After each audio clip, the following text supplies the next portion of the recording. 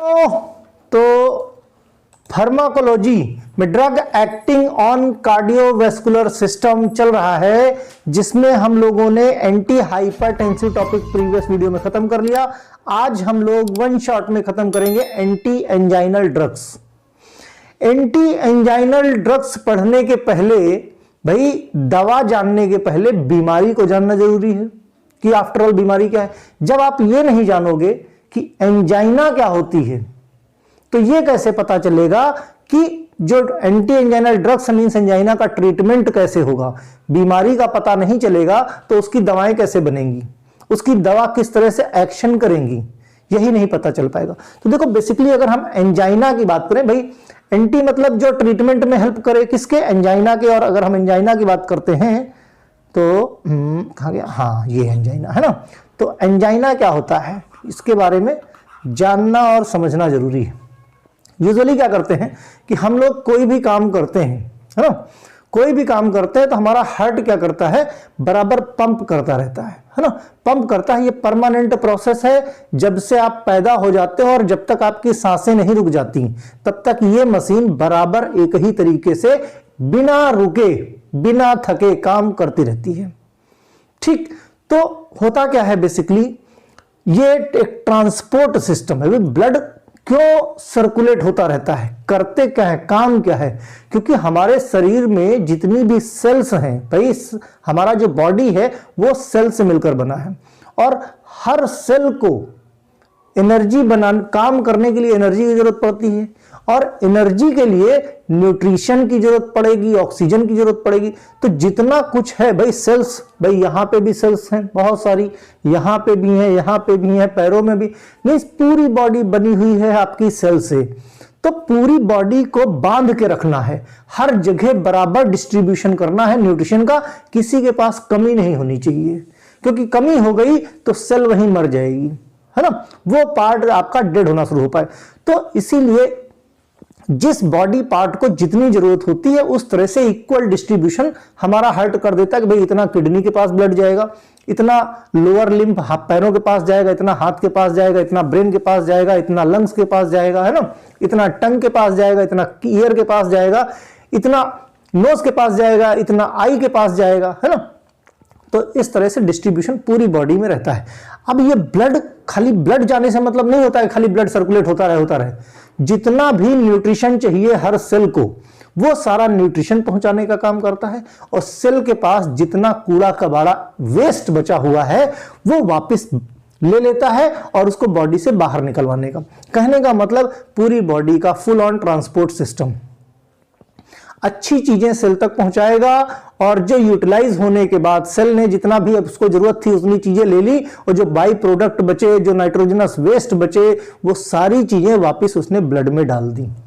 और ब्लड फिर क्या करेगा, कुछ किडनी के थ्रू, कुछ आपका जैसे भी एक्सक्रीट होता है ना, एक्सक्रीशन सिस्टम, चाहे आपका स्वेट ग्लैंड्स के थ्रू हो, चाहे आपका भाई एक्सलेशन करते हो उस तरह से हो, और चाहे यूरिन के थ्रू हो, जिस तरह से भी है वो एक्सक्रीशन का काम कर देता है। जितना भी आपकी बॉडी से नाइट्रोजनस वेस्ट होता है या अदर वेस्ट प्रोडक्ट होते हैं, ये प्रोसेस चलता रहता है। ठीक, लेकिन भाई अब अगर हार्ट सबको पहुंचा रहा है तो हार्ट की सेहत का ख्याल रखना भी जरूरी है।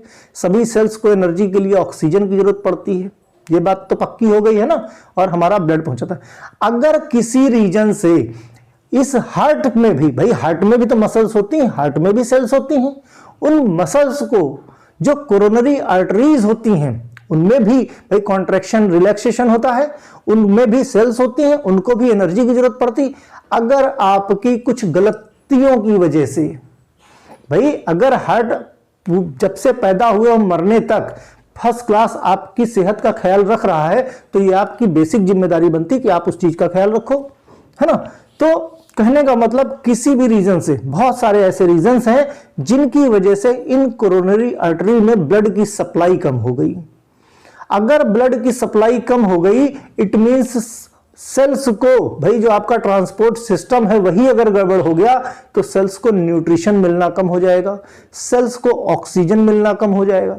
अब हार्ट को काम उसी स्पीड से करना है लेकिन एनर्जी वो बना नहीं पा रहा है, इट मींस हार्ट की जो मसल्स हैं जो कॉन्ट्रैक्शन रिलैक्सेशन करती उनमें वीकनेस आने लगेगी और बीमार पड़ने लगेगी। बीमारी में भी काम आप उतना ही उनसे लोगे भाई, क्योंकि अगर हार्ट सो गया, बीमार हो गया, कोमा में चला गया तो आप मर जाओगे, है ना। तो हार्ट बेचारा जब तक उससे हो सकता है आपको क्या है वो काम करता रहेगा। बीमार है, हार्ट की मसल्स बीमार हो गई हैं, कमजोर हो गई हैं, फिर भी 5 लीटर ब्लड वो पूरी बॉडी में पंप कर रही हैं। सिग्नल देंगी आपको भाई, जैसे आप कमजोर हो जाओ, ज्यादा मेहनत करने लगे, आपसे भाई ज्यादा मेहनत हो जाए तो ज्यादा मेहनत में क्या आपके हाथ पैर दर्द होने लगेंगे। जब वीकनेस आ जाएगा और वीकनेस में भी ज्यादा चल लो तो क्या पूरा शरीर दर्द होने लगेगा। ठीक उसी तरह से एनर्जी सेल्स नहीं बना पा रही हैं, हार्ट की जो कोरोनरी मसल्स है उनको एनर्जी बराबर नहीं मिल पा रही है, ऑक्सीजन की कमी हो गई है, उनमें वीकनेस हो गई है, तो वहां पे पेन होना शुरू करे। क्यों? क्योंकि काम उसी स्पीड से, तो पेन दर्द होना शुरू होगा। और जो यही दर्द है, इसी दर्द को बोलते हैं हम एंजाइना पेक्टोरिस। ये जो पेन उठता है, ठीक, ये पेन, और ये कई रीजंस भाई, अल्टीमेटली ऑक्सीजन की कमी हो गई, अल्टीमेटली ब्लड कम पहुंच रहा है, ठीक, ब्लड कम पहुंच रहा है, ऑक्सीजन की कमी हो गई है, तो क्या होगा भाई, कमजोरी आ जाएगी, कमजोरी आ जाएगी, काम उतना ही करवाओगे तो दर्द होगा। जो दर्द होगा वो दर्द होता है एंजाइना। इसी दर्द को ठीक करने के लिए जो दवाएं दी जाती हैं उनको हम एंटी एंजाइनल ड्रग्स बोलते हैं। यही एंजाइना अगर नहीं ठीक होगा, नहीं ठीक किया गया, अनट्रीटेड रह गया, अगर समय से पहले आपने नहीं ध्यान दिया, तो यही कंजस्टिव हार्ट फेल्योर करा देगा। कंजस्टिव हार्ट फेल्योर करा देगा मींस हार्ट गड़बड़, हार्ट अटैक आएगा, मायोकार्डियल इंफ्रैक्शंस आएंगे, मींस हार्ट रिलेटेड डिजीजेस चालू हो जाएंगी। स्टार्टिंग कहां से? स्टार्टिंग होती है आपकी हाइपरटेंशन से, हाइपरलिपिडीमिया से, बहुत सारी भाई। जैसे सपोज करो ये कोरोनरी, भाई ये कोरोनरी आर्टरी है ना, क्या है? कोरोनरी आर्टरी है। अब क्या क्या हो सकता है सोच के बताओ भाई। किसी चीज में मान लिया, देखो ध्यान से देखो, ये आर्टरी है ना, यहां पे ये ब्लड आपका बराबर फ्लो कर रहा है, क्या ब्लड आपका फ्लो कर रहा है, ठीक, जैसे सिंपल पाइप होती है, पाइप से पानी फ्लो कर रहा है अच्छे से, फर्स्ट क्लास, सब कुछ ठीक ठाक है। तो ठीक, धीरे धीरे करके होता क्या है कि खाते पीते बड़ी लापरवाही करते हो, लापरवाही करते करते कुछ जो है लो डेंसिटी लिपिड या यहां पे क्या डिपॉजिट होने लगता है, कोलेस्टेरॉल का डिपोजिशन होने लगता है। अब आप सोच के देखो कि भाई पूरे डायामीटर से, इतना बड़ा डायामीटर से ब्लड नॉर्मली फ्लो कर रहा था, अब ब्लड को फ्लो होने के लिए यहां पे देखो डायामीटर कम हो गया। क्यों? क्योंकि साइड में कोलेस्टेरॉल का डिपोजिशन हो गया। अब उतना ही ब्लड कम जगह से निकलेगा, यानी पाइप आपकी पतली हो गई, अब फोर्स ज्यादा लगेगा, ब्लड उतना ही फ्लो करेगा लेकिन फोर्स ज्यादा लगेगा। ठीक, फिर धीरे धीरे करके, अभी भी आपने ध्यान नहीं दिया, आपका हाइपरटेंशन हो गया, अभी आपने ध्यान नहीं दिया, धीरे धीरे करके यही और ज्यादा डिपोजिशन होना शुरू हो गया। अब ये डायामीटर ब्लड के फ्लो होने का और कम हो गया। जब जगह कम हो जाएगी तो हमारी ब्लड में प्लेटलेट्स भी ट्रेवल करती रहती हैं, है ना, तो जगह कम होगी तो प्लेटलेट्स जो है, हमारी जो सेल्स हैं, उनका जमावड़ा हो जाएगा, एक जगह जमावड़ा हो जाएगा मींस क्लॉट फॉर्मेशन हो जाएगा। अब जगह और भी कम हो गई, और ज्यादा प्रेशर लगाना पड़ रहा है। अब स्थिति ये आ गई कि प्रेशर लगाने पे भी बराबर मात्रा में ब्लड आगे नहीं जा पा रहा है, ऑक्सीजन की कमी, ऑक्सीजन आगे नहीं जा पा रही है। इट मींस जो सेल्स हैं, अब ये जो सेल्स हैं आपके हार्ट की मसल्स की, वो सेल्स बराबर अमाउंट में एनर्जी नहीं बना पा रही, यानी उनको कमजोरी आने लगी है। अब आप काम वही कराओगे, है ना, काम वही कराओगे तो दर्द तो होगा। क्यों? क्योंकि वीक है मसल्स आपकी, दर्द होना शुरू होगा तो एंजाइनल पेन होगा। एक केस ये हो गया। दूसरा केस, ये जो क्लॉट बन गया, क्लॉट बन गया, कई बार होता क्या है, ये प्रेशर तेज होता है ब्लड का, उस प्रेशर से ये घूम के कहीं और जाके जहां पे सक्रिय जगह वहां पे लटक गई, वहां पे कम हुई। एक केस ये हुआ, है ना। एक केस क्या होता है, एक केस ये होता है कि हम बहुत ज्यादा हैवी, हमारी कैपेसिटी से ज्यादा एक्सरसाइज हम कर लेते हैं। जितना हम 1 किलोमीटर नॉर्मली दौड़ पाते हैं, हम पूरी ताकत से दौड़े और 1 किलोमीटर की 4 किलोमीटर दौड़ गए, मींस हैवी एक्सरसाइज कर ली, हैवी वर्कलोड कर लिया। उस केस में भी सीने में दर्द होने लगेगा, क्यों? क्योंकि जितनी कैपेसिटी, जितनी आपके लंग्स ऑक्सीजन ले सकते हैं, गैसियस एक्सचेंज जितना हो सकता है कार्बन डाइऑक्साइड के साथ, उससे कहीं ज्यादा आपको डिमांड, मींस कहने का मतलब डिमांड ज्यादा, अल्टीमेटली ऑक्सीजन की डिमांड ज्यादा है और सप्लाई कम है ना? डिमांड ज्यादा है और सप्लाई कम है। इस केस में भी भाई ज्यादा एक्सरसाइज करोगे तो सेल्स को एनर्जी ज्यादा लगेगी, ज्यादा ऑक्सीजन की जरूरत पड़ेगी, उतनी ऑक्सीजन नहीं पहुंचा पा रहा है ब्लड के थ्रू आपके हार्ट की मसल्स, तो हो क्या जाएगा, लेस ऑक्सीजन सप्लाई होगी। इस केस को बोलते हैं इस्चीमिया। क्या बोलते हैं? इस्चीमिया या इस्कीमिया, कुछ भी आप प्रोनाउंसिएट कर सकते हो, है ना?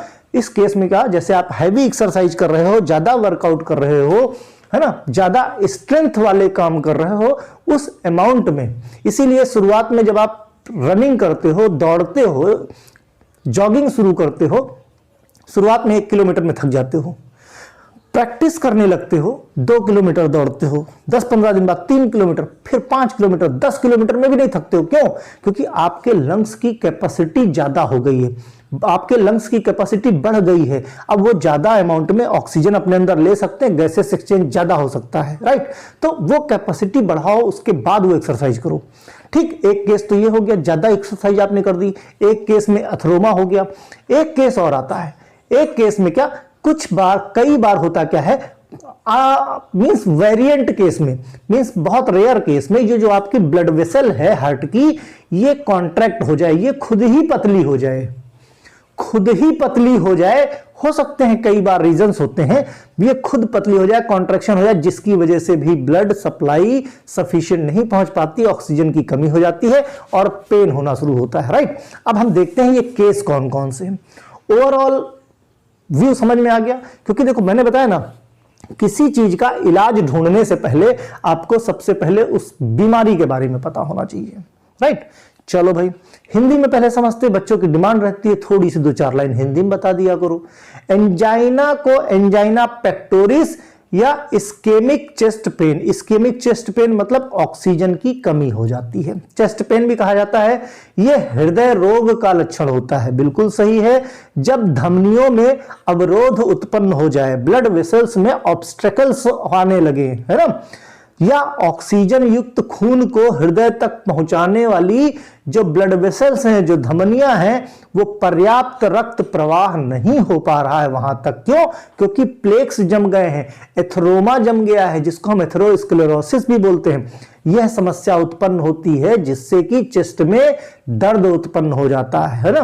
दिल का दौरा आने से पहले सीने में जोर से दर्द होता है, उसे एंजाइना कहते हैं। एंजाइना दर्द तब होता है जब दिल की नसों में रक्त का प्रवाह ठीक तरह से नहीं हो पाता। और ये एंजाइना का जो दर्द है कैसे होता है?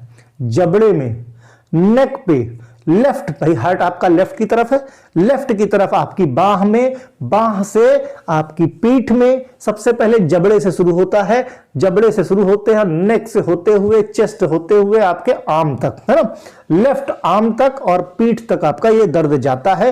ये ऊपरी हिस्से में पहले रहता है, उसके बाद पूरी बॉडी में लेफ्ट साइड में होता है। ध्यान रहे, ये सिम्टम्स हैं कि आपको एंजाइना का है, मींस हार्ट अटैक आने वाला है। अगर आप अभी संभल गए और फर्स्ट एड ले लिया तो हार्ट अटैक आने से आप अपने आप को बचा सकते हो। मैंने कहा ना, कोई भी बड़ी बीमारी अगर बॉडी में होती है तो बॉडी उसके पहले इंडिकेशन जरूर देती है।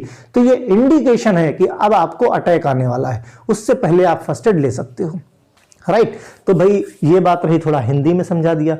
अब एग्जैक्टली चलते हैं एंजाइना पेक्टोरिस। भाई सिंपल सी चीज समझो, देखो यहां पे पहला नंबर की फोटो देखो, फर्स्ट नंबर की, एक सेकेंड, है ना। हाँ भाई देखो क्या है ना, थोड़ा लेक्चर बड़ा हो जाए चले, लेकिन समझ में आ जाना चाहिए। पहली फोटो देखो, ये नॉर्मल कोरोनरी आर्टरी है। ये कोरोनरी आर्टरी कौन सी है? वो आर्टरी है जो ब्लड को हमारी हार्ट की मसल्स तक लेके जाती हैं। हार्ट का तो काम है पूरी बॉडी में सप्लाई करता है, लेकिन ये जो कोरोनरी आर्टरी होती हैं ये हार्ट की मसल्स होती हैं, ठीक। Blood inside the artery and artery wall, ये इस शेप की है, बराबर फर्स्ट क्लास फ्लो हो रहा है। फिर अथेरोस्क्लेरोसिस हो गई, प्लेक जम गया, कोलेस्टेरॉल ज्यादा खा लिया, आप फैटी हो गए और वो फैट ब्लड वेसल में जमा हो गया, मतलब वहां पे एथेरोमा आ गया। अब देखो ध्यान से, आर्टरी यहां पे नैरो हो गई। क्यों नैरो हो गई? दूसरी फोटो देखो नंबर 1 की, क्यों हो गई?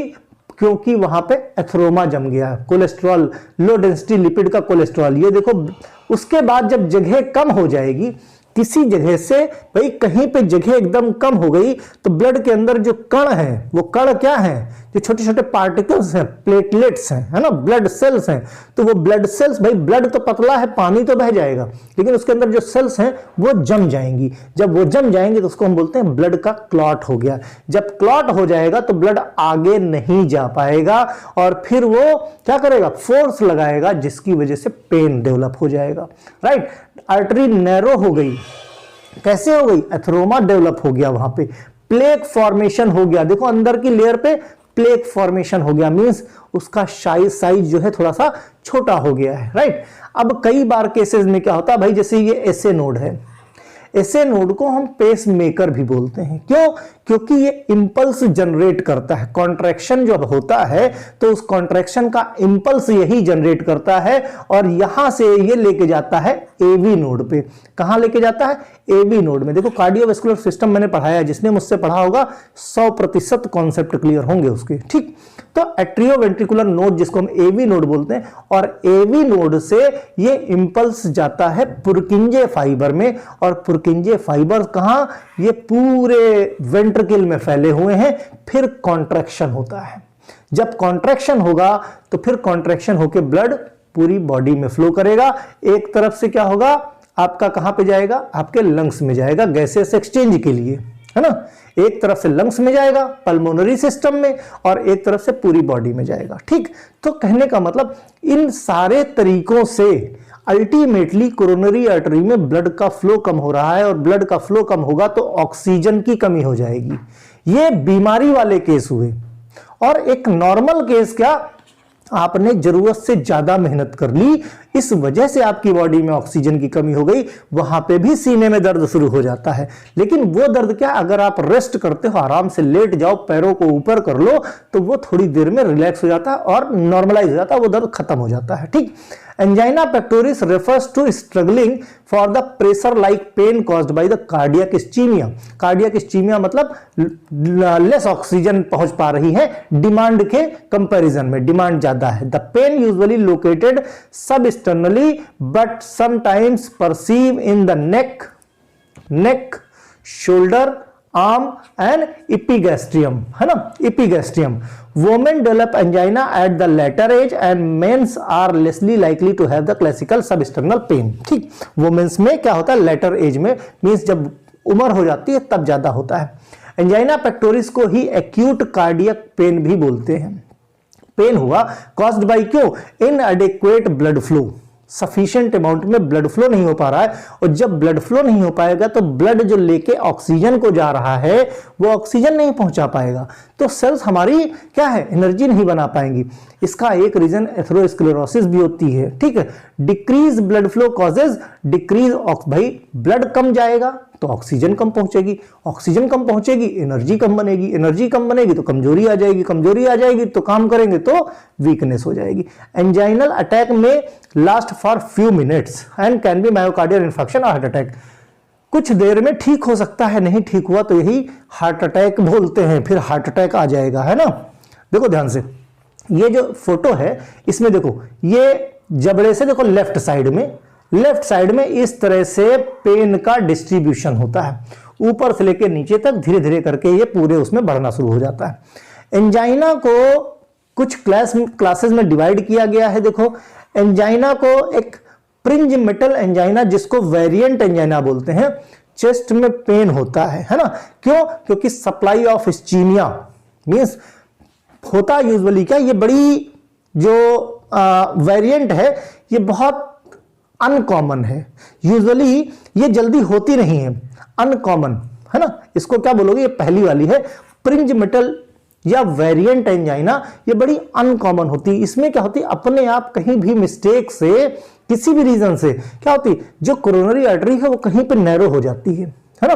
कभी कभी सोते समय उल्टा पुल्टा लेट जाओ, उस वजह से भी हो जाता है। कई बार शॉक लगता है, उस वजह से हो जाता है। कई बार साइड इफेक्ट मींस यूजुअली ये होता नहीं, बहुत अनकॉमन डिजीज है और अपने आप ठीक भी हो जाती है ना। तो उसकी वजह से होता क्या है, चेस्ट में पेन होना शुरू हो जाता है। ठीक, अनकॉमन प्रिंज मेटल बोलते हैं या वेरिएंट एंजाइना बोलते हैं। इसमें अपने आप नैरोइंग ऑफ द आर्टरी हो जाती है, आर्टरी नैरो हो जाती है, जिसकी वजह से ब्लड का फ्लो जो है क्या होता है, हैम्पर्ड हो जाता है। ब्लड का फ्लो बराबर नहीं, जिससे ऑक्सीजन नहीं पहुंच पाती। दूसरी क्रोनिक या स्टेबल एंजाइना बोलते हैं, जिसको हम फिक्स्ड स्टेनोसिस बोलते हैं।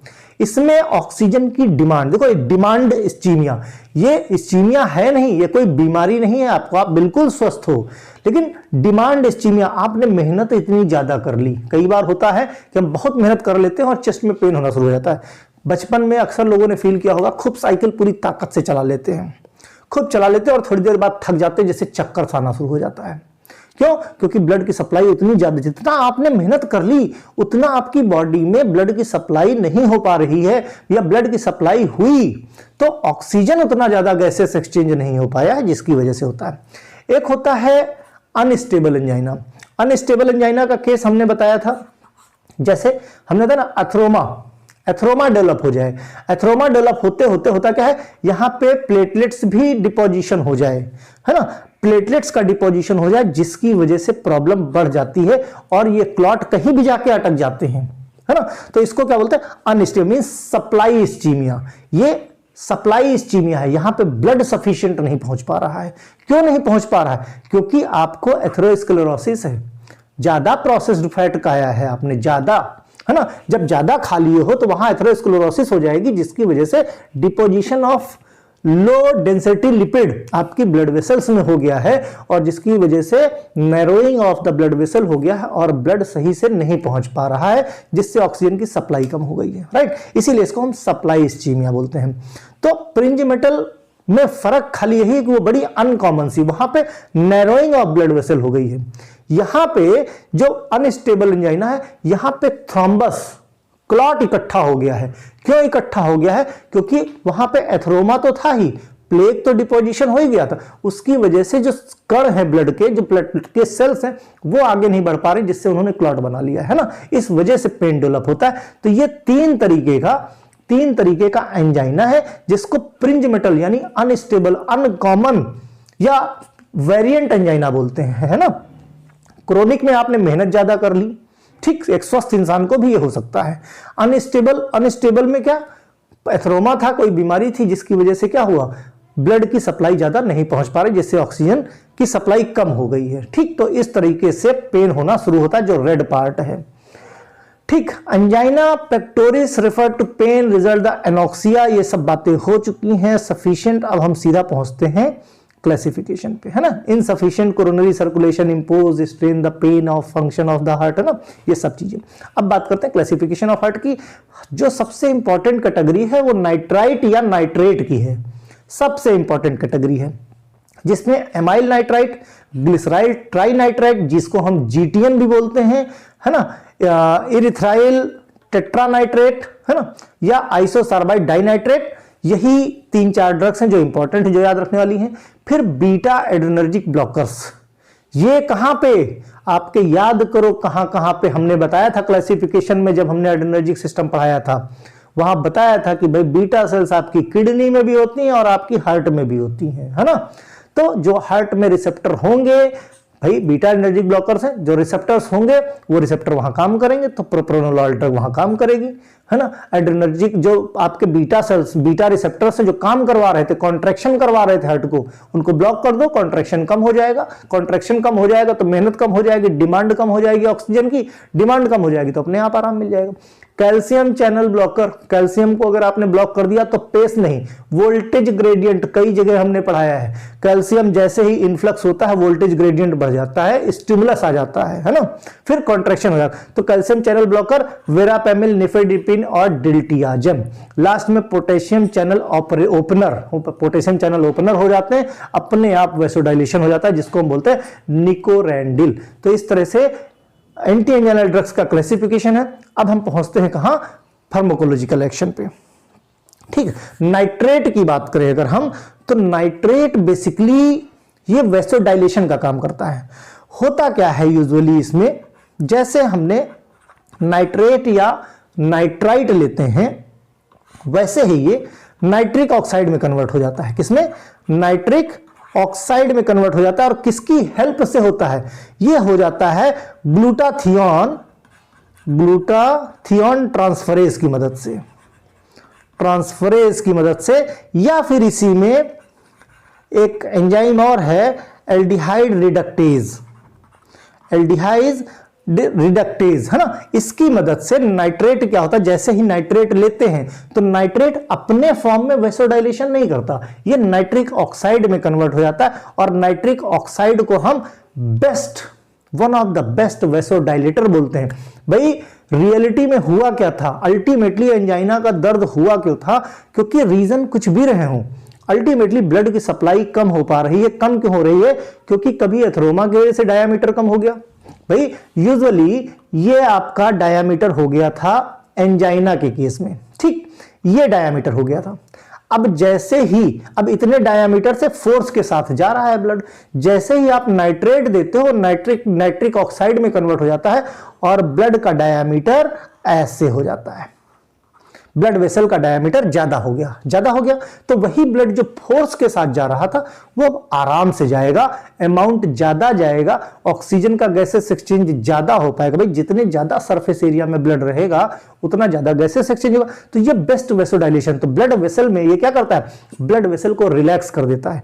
भाई इतने से ब्लड बह रहा है तो प्रेशर से बह रहा है, उसी को चौड़ा कर दिया तो ब्लड आराम से बह रहा है। Means compound produce direct relaxant effect on arteries. Artery पे भाई प्रेशर नहीं पड़ेगा। प्रेशर क्या, ब्लड प्रेशर क्या होता है? जो आर्टरी पे प्रेशर फील होता है अगेंस्ट द ब्लड, वही तो हमारा ब्लड प्रेशर होता है। और वही प्रेशर हमने कम कर दिया, आर्टरी रिलैक्स हो गई। या vein and capillaries, there is no involvement of autonomic nervous और रिसेप्टर्स, है ना। ऑटोनॉमिक नर्वस सिस्टम कोई वो नहीं है। All blood vessels are not equally affected. जब भी हम नाइट्रेट्स देते हैं, सारी ब्लड वेसल्स नहीं, जहां पे टेंशन ज्यादा वहीं वैसोडाइलेशन होता है। वैसोडाइलेशन इज मार्क्ड कहां पे? बेसिकली कोरोनरी आर्टरीज में। कोरोनरी कहां पे? हमारी हार्ट की आर्टरीज में, है ना। या cutaneous blood vessel flow increase, cutaneous blood flow बढ़ जाएगा। डिक्रीज ब्लड प्रेशर, भाई ब्लड प्रेशर क्यों घट जाएगा? क्यों? क्योंकि भाई पतली पाइप की जगह मोटी पाइप हो गई है, अब काहे का प्रेशर, अब तो प्रेशर कम हो ही जाएगा। और जहां प्रेशर कम हो गया वहीं दर्द हमारा ठीक हो गया। स्मूथ मसल के साथ नाइट्राइट या नाइट्रेट प्रोड्यूस क्या करते हैं? स्मूथ मसल रिलैक्सेंट करते हैं। जैसे हमारी इंटेस्टाइन की बात करो, बिलियरी ट्रैक्ट की बात करो, यूरेटर की बात करो, इन सब की मसल्स को रिलैक्स करते हैं, यहां ब्लड की सप्लाई को बढ़ा देते हैं हमारे नाइट्रेट्स, है ना। फिगर में देखो नॉर्मल कंडीशन और एक्सरसाइज कंडीशन ज्यादा डिमांड हो जाती है ना। ऑक्सीजन की डिमांड ज्यादा। एथरोमा के केस में नैरो हो गई हमारी, है ना। नैरो होते होते ब्लड फ्लो डिक्रीज हो जाता है, तो वहां पे हम जब नाइट्रेट्स देते हैं तो नाइट्रेट्स क्या करते हैं? हमारी ब्लड वेसल्स को डायलेट कर देते हैं, राइट। तो ये बात रही का है कि नाइट्रेट्स की। हार्ट के साथ क्या करते हैं? हार्ट का जो प्रीलोड है वो रिड्यूस कर देते हैं। मींस हार्ट का जो मसल्स का टेंशन है, जो वेन्स का टेंशन है, वो कम कर देते हैं। क्यों? क्योंकि उनको डायलेट कर दिया। टेंशन कैसे कम होगा? डायलेट कर दो। Reduce after load and dilating the arteries. भाई जाहिर जो प्रेशर पड़ रहा है उसको देखो, ब्लड की सप्लाई आप कम नहीं कर सकते। ब्लड की सप्लाई अगर आपने कम कर दी तो भाई पूरी बॉडी में जो ब्लड के साथ न्यूट्रिएंट्स और ऑक्सीजन जा रहे हैं वो कम हो जाएंगे, तो फिर आपको अननेसेसरी बहुत सारी प्रॉब्लम हो जाएंगी। तो ब्लड हम नहीं कम कर सकते। हम कर क्या सकते हैं? जो प्रेशर के साथ जा रहा है, एथरोमा हो गया है, जिसकी वजह से जो ब्लड का जो रास्ता है वहां पे जो पत्थर आ गया है, एथरोमा क्या है? पत्थर ही तो है, एक तरह का पत्थर आ गया है। तो उस पत्थर को तो हमने नहीं हटाया नहीं, लेकिन हम क्या करते? दूसरी तरफ सड़क चौड़ी कर दी, मींस वैसोडाइलेशन कर दिया, है ना। These actions lower the oxygen demand by decreasing the workload of heart. Heart का वर्कलोड हमने कम कर दिया, वर्कलोड कम कर दिया। आर्टरीज क्या है? जो टेंशन में काम कर रही थी वो रिलैक्स होकर काम करेंगी। भाई जब आप खुद देखो, जब आप टेंशन में काम करते हो तो आपके जो सांस है वो बढ़ जाती है। क्यों बढ़ जाती है? टेंशन में दिमाग ज्यादा तेजी से काम करना पड़ता है, बहुत सारी भाई किडनी आपकी ज्यादा तेज काम करने लगती है, बहुत सारे ऐसे सिस्टम्स हैं जो सिंपैथेटिक नर्वस सिस्टम की तरह एक्टिवेट हो जाते हैं। तो होता क्या, बॉडी को ऑक्सीजन की डिमांड ज्यादा होती है, क्योंकि एनर्जी की ज्यादा जरूरत पड़ती है ना, तो उस वजह से आपकी सांस बढ़ गई। अगर वही रिलैक्स हो जाए तो ऑक्सीजन की डिमांड अपने आप कम हो जाएगी, ऑक्सीजन की डिमांड कम होगी, हार्ट का वर्कलोड कम हो जाएगा। ठीक, आइज के केस में क्या, डायलेशन कर देते हैं, intraocular blood pressure, intraocular pressure में बी इंक्रीज्ड, जिसकी वजह से आई साइड क्या डायलेट हो जाती है। ठीक, मींस सिंपैथेटिक नर्वस सिस्टम एक तरह से एक्टिवेट करने की कोशिश करते हैं। अब एक काम और होता है नाइट्रेट से, नाइट्रेट्स बड़ा इंपॉर्टेंट होता है, मेथमोग्लोबिन का फॉर्मेशन कर लेता है। मेथमोग्लोबिन मतलब नाइट्रेट्स कन्वर्ट हो जाता है हीमोग्लोबिन के साथ, कन्वर्ट हो जाता है मेथमोग्लोबिन, है ना, जो कि ठीक बात नहीं है। क्यों? क्योंकि मेथमोग्लोबिन जो है वो ऑक्सीजन कैरिंग कैपेसिटी को घटा देता है।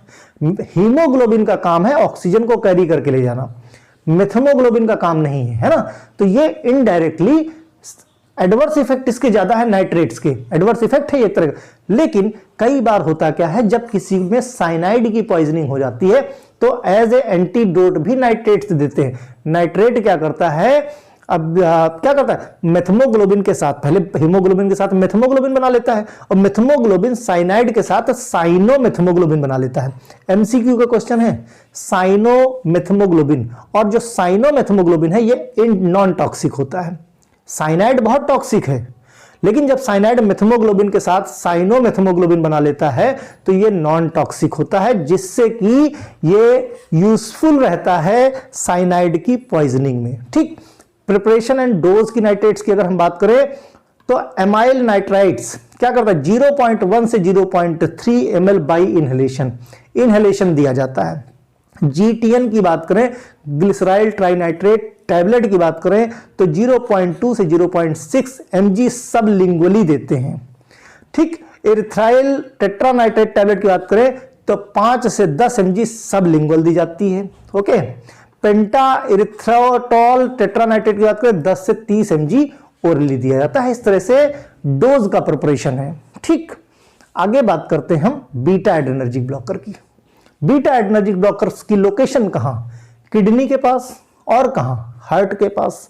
तो दोनों जगह से ये कॉन्ट्रैक्शन को कम कर देते हैं और रिलैक्स मिल जाता है। Beta adrenergic blockers drug like कैसे, प्रोप्रेनोलॉल एक प्रोटोटाइप की ड्रग है, एंटी एंजाइनल इफेक्ट, भाई जो पेन हो रहा है उस पेन को रिलैक्स कर देते हैं। कैसे रिलैक्स कर देते हैं, क्योंकि जो आर्टरीज का कॉन्ट्रैक्शन हो गया है, नैरोइंग हो गया है, उसको ये डायलेट करने का काम करते हैं। These are the drugs which block और lies the effect of sympathetic stimulation. Adrenergic system क्या है, सिंपैथेटिक सिस्टम है। जब सिंपैथेटिक सिस्टम है तो आपका हार्ट रेट बढ़ जाता है। हार्ट रेट क्यों बढ़ जाएगा, इमरजेंसी सिचुएशन। तो ये इमरजेंसी सिचुएशन ना आने पाए, या अगर आई भी है तो उसका इफेक्ट आपके हार्ट तक ना पड़े, तो वहां पे जो रिसेप्टर्स हैं बीटा ब्लॉकर्स वाले, बीटा रिसेप्टर्स जो क्या करते हैं, एड्रेनलिन से बाइंड करके हमारे हार्ट रेट को बढ़ा देते हैं। हार्ट रेट बढ़ेगा, हमारा बीपी बढ़ेगा, हार्ट रेट बढ़ेगा तो ऑक्सीजन की डिमांड बढ़ेगी, राइट। तो वहां पे पहले से ब्लॉकर जैसे प्रोप्रेनोलॉल वहां जाके पहले से बाइंड हो गया। जब बाइंड हो जाएगा तो हार्ट का रेट एकदम नॉर्मल रहेगा, किसी भी तरह से कोई तो जो पेन हो रहा है, मतलब ये कैसा, इसको हम क्या बोल सकते हैं, एड्रेनर्जिक ब्लॉकर, सिंपैथोलिटिक ड्रग्स। क्या बोलोगे, sympatholytic. Main effect include decrease the blood pressure, blood pressure कम हो जाएगा, जिसकी वजह से हार्ट की जो कॉन्ट्रैक्टिलिटी है, वर्क है, भाई काम हार्ट का कम हो जाएगा। हार्ट का अगर काम कम हो गया, कैसे कम होगा, क्योंकि यहाँ पे बीटा रिसेप्टर कहाँ कहाँ होते हैं, हार्ट पे रहते हैं और जक्स्ट्रा ग्लोमेरुलर apparatus पे रहते हैं। जक्स्ट्रा ग्लोमेरुलर apparatus कहाँ, बोमेन कैप्सूल में। जेजी सेल्स कहां रहती हैं, बोमेन कैप्सूल में रहती हैं, kidney. This combines effect reduce the oxygen demand of heart. अब ऑक्सीजन डिमांड, अल्टीमेटली दर्द क्यों हो रहा था, क्योंकि ऑक्सीजन की डिमांड थी, उतनी डिमांड ब्लड पूरी नहीं कर पा रहा था, जिसकी वजह से हार्ट को ज्यादा एफर्ट करने पड़ रहे थे। अगर ऑक्सीजन की डिमांड कम कर दी जाए तो हार्ट को काम करना कम पड़ जाएगा, और कम हो जाएगा तो जो दर्द हो रहा था वो अपने आप ठीक हो जाएगा। फिर बात करें कैल्शियम चैनल ब्लॉकर की। वोल्टेज ग्रेडियंट जनरेट करते हैं, कैल्शियम चैनल को ही हमने बंद कर दिया, कॉन्ट्रैक्शन ही नहीं होगा, मीन्स एकदम नॉर्मल केस में हो। Calcium channel blocker the drug which block the heart contraction by inhibiting the movement of calcium ion, है ना। बार बार कॉन्ट्रैक्शन, बहुत तेजी से कॉन्ट्रैक्शन कैल्शियम आयन की वजह से वोल्टेज ग्रेडियंट होता था, तो वोल्टेज ग्रेडियंट ही नहीं जनरेट होगा, है ना। Altering the arterial cardiac muscle action potential, जिसको एग्जैक्टली क्या बोलते हैं, जो एक्शन पोटेंशियल जनरेट हो रहा था कैल्शियम के इनफ्लक्स की वजह से, वो एक्शन पोटेंशियल कम हो जाएगा, जिसकी वजह से कॉन्ट्रैक्शन जो हो रहा था एक्स्ट्रा, वो एक्स्ट्रा नहीं होगा।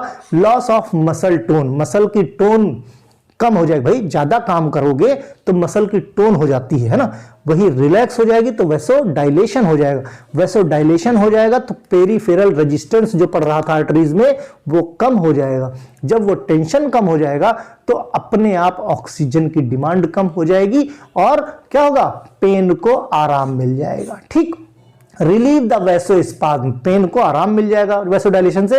There is increase the blood flow of heart, और जब वैसोडाइलेशन हो जाएगा तो हार्ट की जो मसल्स हैं वहां पे ब्लड फ्लो ज्यादा हो जाएगा। और can block the sclerotic pressure in endothelial cells, जो एंडोथेलियल सेल्स में जो एथेरोस्क्लेरोसिस का डिपोजिशन हो गया, जिसकी वजह से प्रेशर जनरेट हो रहा था, वो प्रेशर भी कम होगा, जिसकी वजह से हमारी जो ब्लड वेसल्स हैं जो काम कर रही थी टेंशन में, वो रिलैक्स हो जाएंगी, जिसकी वजह से जो एंजाइना का पेन था वो ठीक हो जाएगा। ठीक, इसमें ड्रग कौन सी, जैसे वेरापेमिल हो गई, सिंथेटिक पेपावरिन डेरिवेटिव है। कैल्शियम चैनल ब्लॉकर में जो वेरापेमिल है पेपावरिन डेरिवेटिव है, ये क्या करती है, कोरोनरी वैसोडाइलेशन। कोरोनरी वैसोडाइलेशन मतलब जो ब्लड वेसल्स हार्ट में लेके जा रही हैं ब्लड को, उनको डायलेट कर देता है, यानी एंटी एरिथमिक इफेक्ट को ठीक कर देते हैं। Well absorb from the gut, हमारे इंटेस्टाइन में आराम से एब्जॉर्ब हो जाती है। It undergo first pass hepatic metabolism, means liver में फर्स्ट पास मेटाबॉलिज्म होता है। कॉन्ट्रा इंडिकेशन की बात करें तो बीटा ब्लॉकर्स और डिजिटलिस के साथ इसको नहीं देते हैं। ठीक, और सीवियर कंजेस्टिव हार्ट फेलियर अगर किसी को हुआ है तो वहां पे भी उसको भी वेरापेमिल या कैल्शियम चैनल ब्लॉकर्स नहीं दिए जाते हैं। कार्डियोजेनिक शॉक लगा हो, किसी को हार्ट अटैक आया हो पहले, तो उसको भी कैल्शियम चैनल ब्लॉकर नहीं देते हैं। डोज की बात करें तो 40 से 80 mg 3 से 4 बार डेली ये टैबलेट दी जाती है। तो 40 से 80 mg को 3 बार अगर देना है तो 3 से डिवाइड कर दो, जो डोज बनती है वो आप 3 बार में दे दो दिन में। निफेडिपिन भी एक बहुत अच्छी कैल्शियम चैनल ब्लॉकर है, जिसको डाइहाइड्रोपिरिडीन डेरिवेटिव बोलते हैं। ये एमसीक्यू में क्वेश्चन पूछा जाता है। Another name of the nifedipine dihydropyridine रहेगा, तो वहां पे इसको आपको टिक करना है। Use in the variant angina. अब वेरिएंट एंजाइना कौन सा है, जिसको हमने प्रिंज मेटल एंजाइना बोला था, जो बहुत अनकॉमन थी, उसके ट्रीटमेंट में निफेडिपिन की जरूरत पड़ती है। पोटेंट इनहिबिटर होता है। प्लेटलेट्स का जो एग्रीगेशन हो जाता है नैरोइंग ऑफ सेल की वजह से, ये उसको रिमूव कर देता है। डोज की बात करें 5 mg कितना, 3 बार डेली, किससे, ओरली दिया जाता है। ग्रेजुअली इंक्रीज कर सकते हो 20 mg तक 3 बार। निकार्डिपिन या फेलोडिपिन या निमोडिपिन, ये भी सिमिलर निफेडिपिन की तरह ही उसी की मतलब जैसा एक्शन ये देती है, उसके सब्स्टिट्यूशन में दूसरी दवाएं भी दी जा सकती हैं, है ना। जैसे निकार्डिपिन हो गया, फेलोडिपिन होगा, निमोडिपिन हो गया, ये निफेडिपिन की तरह ही काम करती हैं। नेक्स्ट ड्रग है डिल्टियाजम। डिल्टियाजम क्या, लेस पोटेंट वैसोडाइलेटर होती है in comparison to nifedipine. Nifedipine ज्यादा ताकतवर होती है, ज्यादा पोटेंट वैसोडाइलेशन का काम करती है ना। निगेटिव एनोट्रोपिक इफेक्ट देती है, प्रोड्यूस ब्रेडिकार्डिया, है ना।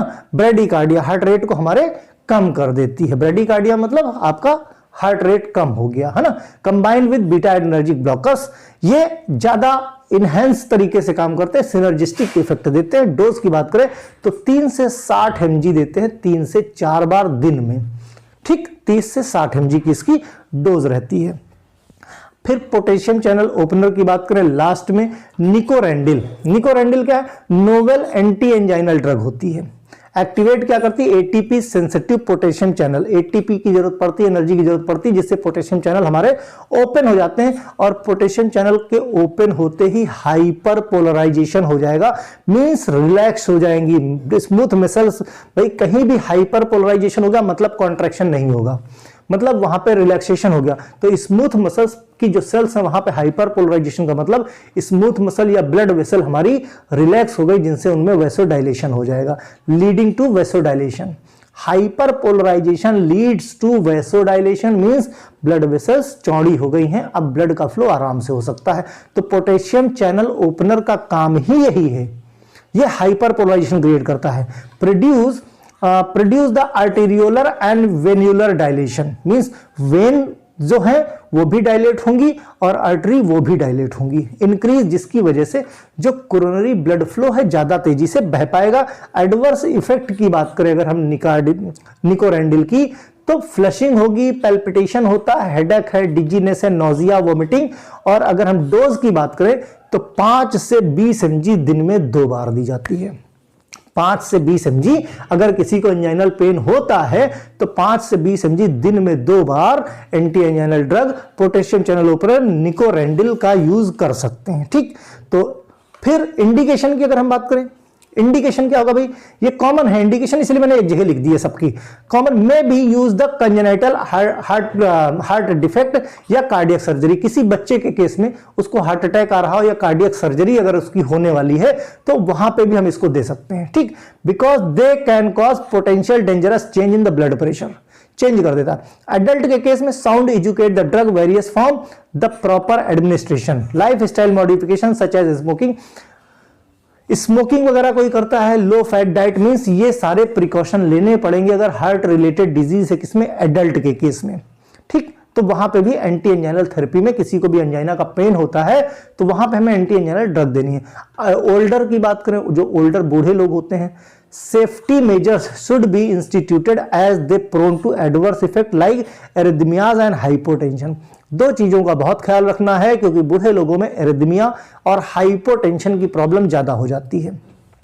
During pregnancy is not established, अगर आप इसका इस्तेमाल करते हो तो प्रेगनेंसी स्टेबल नहीं होगी, वहां पे इसको नहीं देना है, एक तरह का साइड इफेक्ट है ये है। Sublingual nitroglycerin is most effective for recurrent variant angina, जो जीटीएन ड्रग है ना, जो सबलिंगुअल नाइट्रोग्लिसरीन की ड्रग है वो वेरिएंट एंजाइना के लिए बड़ी हेल्पफुल होती है।